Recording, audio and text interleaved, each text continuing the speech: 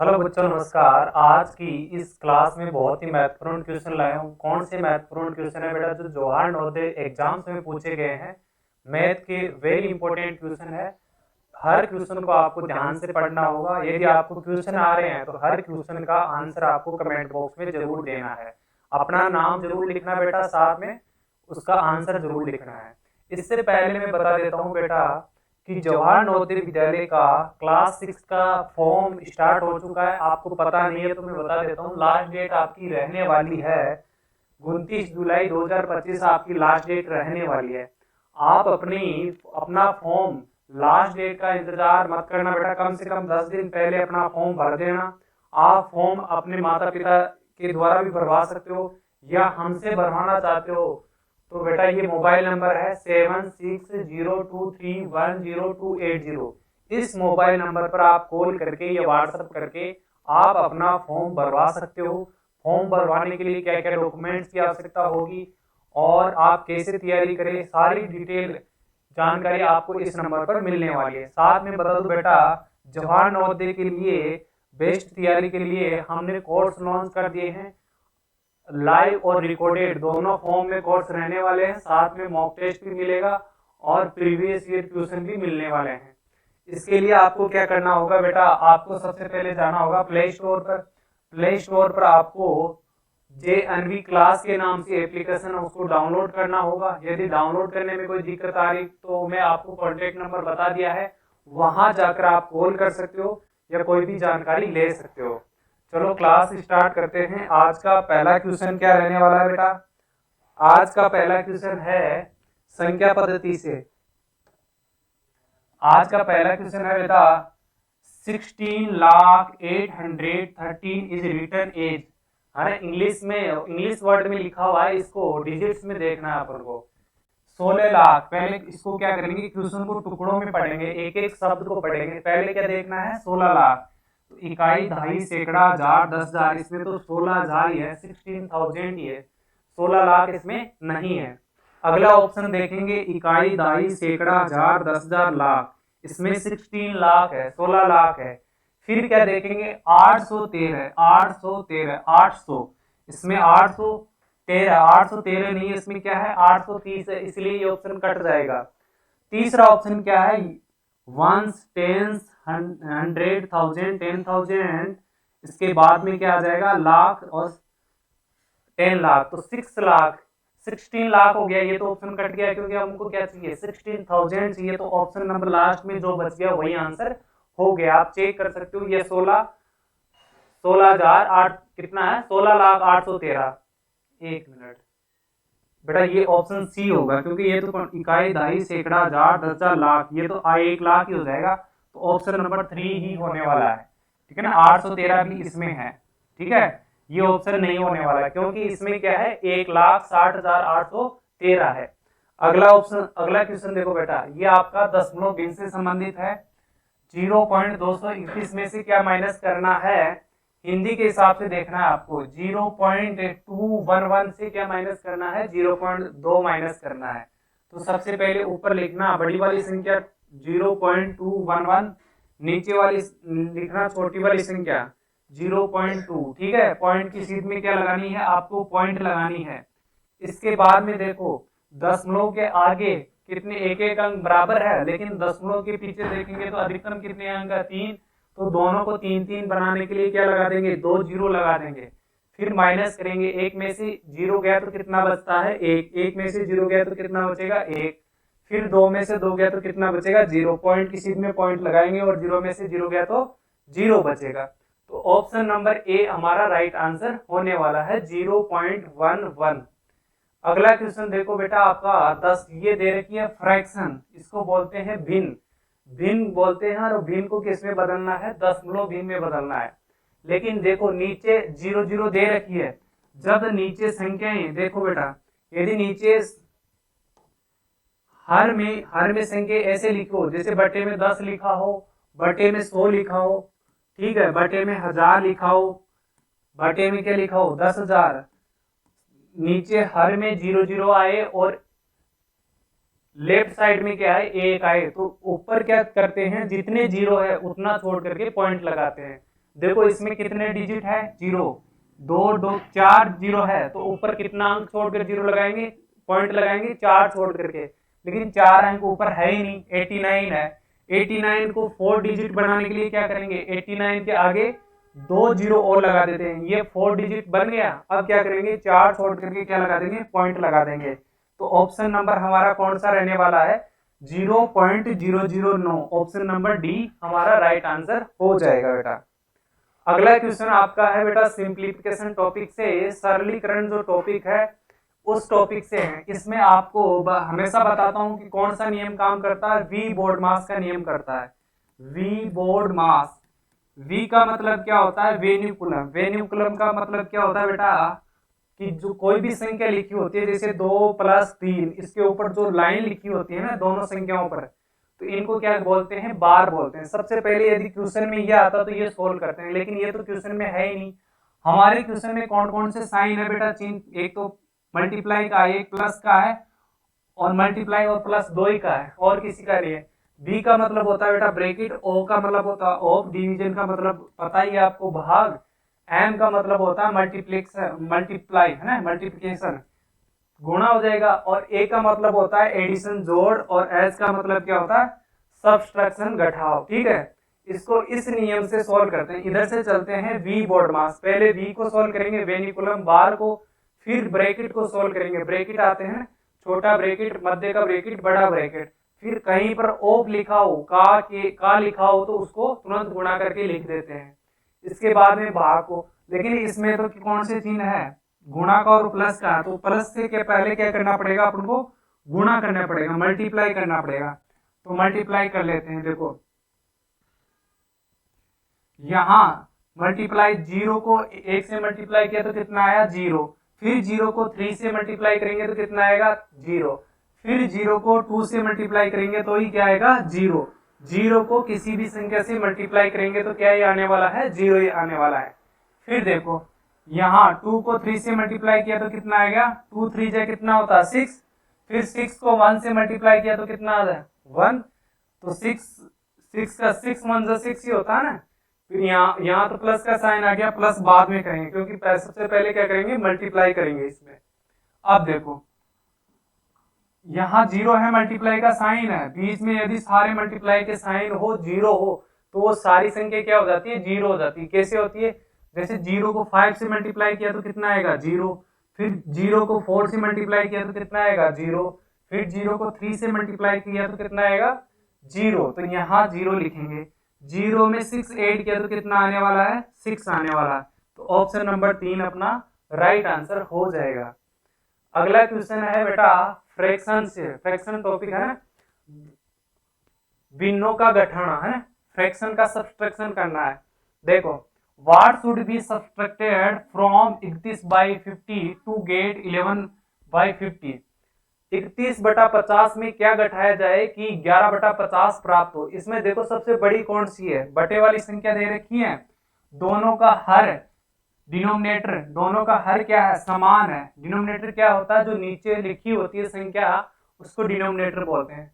देखो ये एक तो संख्या है हमारे पास में 31/50, दूसरी कितनी है बेटा 11/50, तो नीचे जो लिखा होता है उसको क्या बोलते हैं, बटे के नीचे ये जो लाइन लिखी होती है ना बीच में, इसको बोलते हैं बटा। ठीक है ना, बटे का मतलब डिवाइड का चिन्ह होता है ये।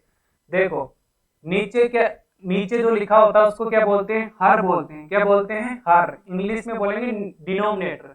ऊपर वाली संख्या को क्या बोलते हैं, अंश बोलते हैं, इंग्लिश में क्या कहेंगे, न्यूमरेटर। ठीक है ना, जब दो भिन्नों का हर, दो या दो से अधिक भिन्नों का हर मतलब डिनोमिनेटर समान हो तो उसको क्या करेंगे, एक बार लिखेंगे। क्या करेंगे, एक बार लिखेंगे। फिर ऊपर जैसा का जैसा लिख रखा 31 लिख देंगे, इधर 11 लिख देंगे।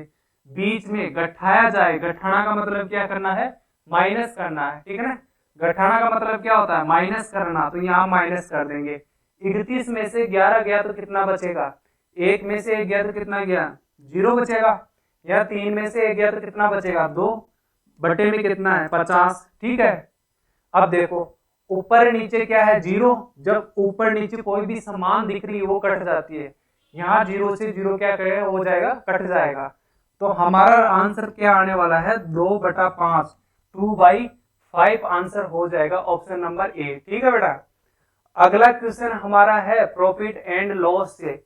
इस टॉपिक से बेटा हमेशा प्रॉफिट एंड लॉस वाले टॉपिक से परसेंटेज का कोई सवाल नहीं आएगा। विदाउट परसेंटेज ये आपका टॉपिक रहने वाला है। तो आपकी यदि बुक में कोई भी आपकी बुक है, यदि उसमें प्रतिशत के सवाल है तो उसको आपको नहीं करना है।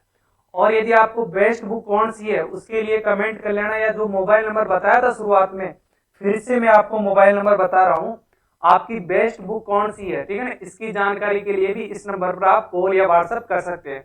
आप कौन सी बुक खरीदनी है, ठीक है ना, आपके प्रिपरेशन के लिए, तैयारी के लिए कौन सी बुक सबसे बेहतर होने वाली है, सबसे अच्छा कंटेंट किस बुक में मिलने वाला है, ठीक है ना, सबसे कम गलतियां कौन से बुक में है, इसकी जानकारी भी इस नंबर पर आपको मिल जाएगी। ठीक है बेटा। देखो, a person purchase a machine for 65,000 and later sold it at A profit of 7,567। What was the selling price of the machine.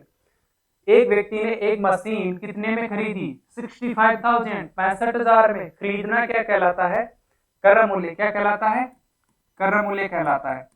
कोई भी चीज हम खरीदते हैं, जैसे मैंने ये पेन है, पेन को खरीदा, कितने रुपए में खरीदा, 10 रुपए में, तो 10 इसका क्या हो गया, क्रय मूल्य हो गया। यदि मैं 10 में खरीद करके 15 रुपए में किसी को और मेरे दोस्त को बेच दिया, 10 रुपए में मैंने खरीदा, 15 रुपए में बेच दिया, बेचना क्या कहलाता बेटा, विक्रय मूल्य कहलाता है। तो मेरे को कितना फायदा हुआ, 5 रुपए का मेरे को फायदा हो गया, क्योंकि मैंने 10 का खरीदा और 15 का बेच दिया। जो फायदा होता है उसको क्या बोलते हैं, लाभ बोलते हैं, प्रॉफिट बोलते हैं। ठीक है बेटा। देखो, परचेज का मतलब खरीदा, परचेज कॉस्ट प्राइस है ना, लिखा होता है ना कॉस्ट प्राइस। कोई भी अपन नमकीन का पैकेट भुजिया लिखा खरीदते हैं, उसमें लिखा होता है ना कॉस्ट प्राइस 10 रुपीज, नहीं आता, आता है नहीं आता। तो ये कॉस्ट प्राइस इसका हो जाएगा 65,000। प्रॉफिट कितना है, 7,567 रुपए। वाट, तो हमको क्या ज्ञात करना है, सेलिंग प्राइस। तो सेलिंग प्राइस का एक सूत्र होता है बेटा, ये वो याद रखना होगा आपका। सेलिंग प्राइस को बोलते हैं विक्रय मूल्य। विक्रय मूल्य बराबर क्या होता है, जब क्रय मूल्य और लाभ दे रखा तो क्या निकालेंगे, क्रय मूल्य, क्रय मूल्य में क्या जोड़ेंगे, लाभ जोड़ देंगे। तो एसपी का सूत्र क्या बन जाएगा, सीपी प्लस प्रॉफिट। सीपी कितना दे रखा है, 65,000, प्लस क्या करना है, 7,567। तो 7,657 कितना हो गया, 12 है। एक कैरी लग जाएगा हासिल का, 6 और 1 कितना हो गया, 7।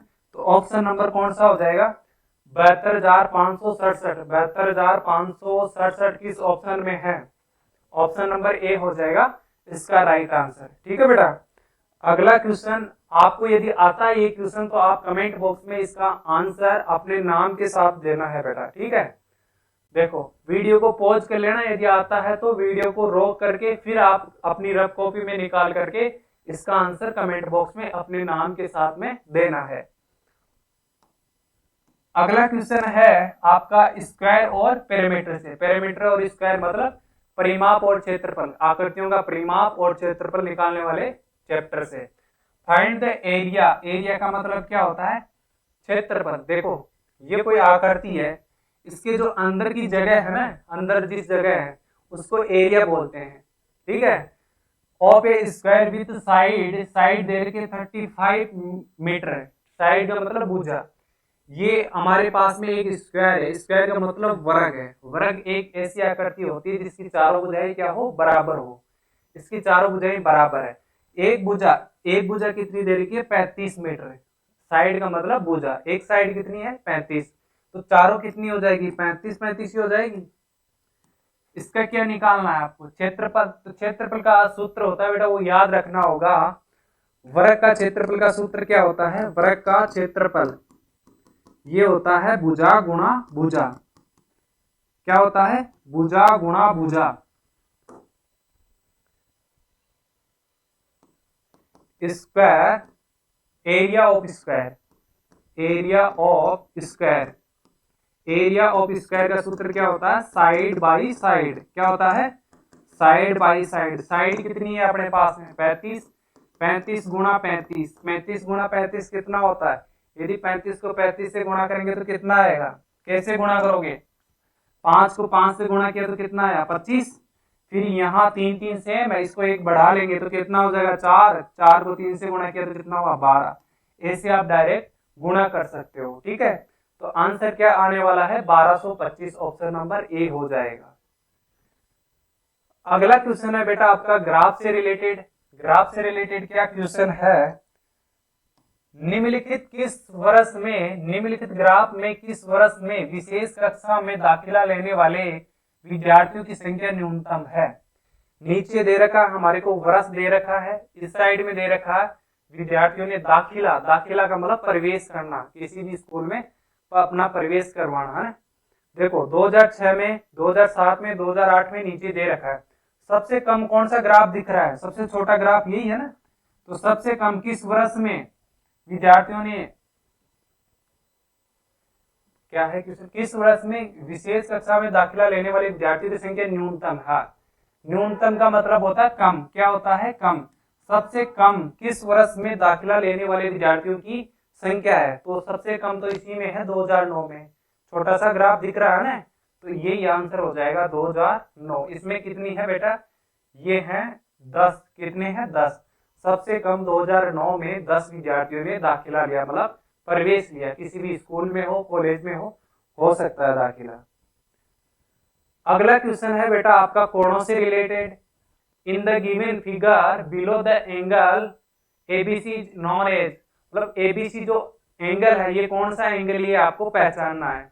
सबसे पहले देखो यहाँ पर मैं एक सीधी लाइन खींच दूं, क्योंकि एक सीधी रेखा पर जो खड़ी रेखा होती है तो वो कितना डिग्री का कोण बनाती है 90 डिग्री का, लेकिन ये तो 90 डिग्री से ज्यादा है। और एक सीधी रेखा, ये सीधी रेखा खींच दूं तो कितना डिग्री का हो जाएगा टोटल 180 डिग्री का। ये 90 डिग्री से बड़ा है बेटा और 180 डिग्री से छोटा है।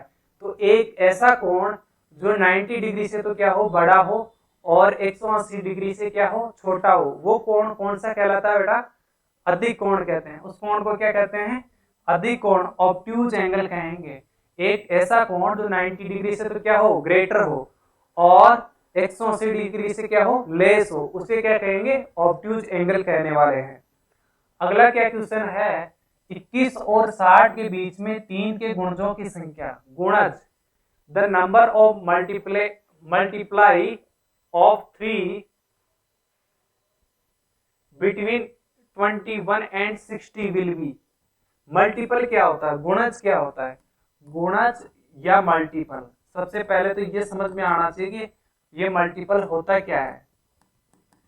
मल्टीपल का मतलब होता है बेटा टेबल्स, क्या होता है टेबल्स, पहाड़। जैसे 3 का मल्टीपल, 3 का मल्टीपल क्या हो गया 3 का पहाड़ा हो गया। जैसे 3 एकम 3, 3 दूनी 6, 3 तिया 9, 3 चौक 12, 3 पंजे 15, 3 सिंह 18, 3 7 21, 3 8 24, 3 नाम 27, 3 दाई 30। फिर भी आगे चलता रहेगा क्योंकि सब में अंतर 3 के टेबल में 3 3 का आ रहा है, तो इसमें 3 प्लस करता जाऊंगा 33, फिर कितना हो जाएगा 36, फिर कितना हो जाएगा 39, फिर कितना होगा